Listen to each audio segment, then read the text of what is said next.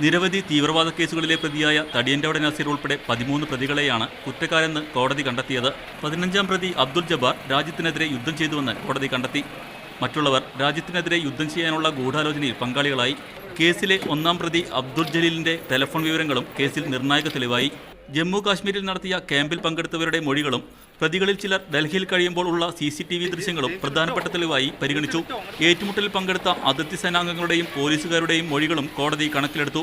കുറ്റക്കാരാണെന്ന് കണ്ടെത്തിയവർക്കുള്ള ശിക്ഷ കോടതി വെള്ളിയാഴ്ച പ്രഖ്യാപിക്കും. അൺലോഫുൾ അസംബ്ലീസ് ആക്ട് 18 പ്രകാരം എല്ലാവരെയും ഈ കോൺസ്പിറസിയിലാണ് എല്ലാവരും കുറ്റക്കാരാണെന്ന് കണ്ടിട്ടുള്ളത്.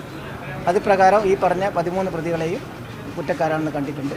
കേസിലെ 13-ാം പ്രതി ബദറുദ്ദീൻ, 14-ാം പ്രതി നൈനാൽ, 17, 18, 19 പ്രതികളായ PK അനസ്, EK ഷിനിച്ച്, അബ്ദുൽ ഹമീദ് എന്നിവരെ തെളിവുകളുടെ അഭാവത്തിൽ കോടതി വെറുതെ വിട്ടു.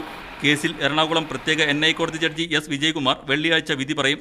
തീവ്രവാദ പ്രവർത്തനങ്ങൾക്കായി കേരളത്തിൽ നിന്ന് യുവാക്കളെ റിക്രൂട്ട് ചെയ്തുവെന്നാണ് പ്രോസിക്യൂഷൻ കേസ്. 4 മലയാളി യുവാക്കൾ കശ്മീരിൽ അതിർത്തി സേനയുമായുള്ള ഏറ്റുമുട്ടലിൽ കൊല്ലപ്പെട്ടതിനെ തുടർന്ന് രജിസ്റ്റർ ചെയ്ത കേസ് NIA ആണ് അന്വേഷിച്ചത്. മീഡിയ 1 കൊച്ചി.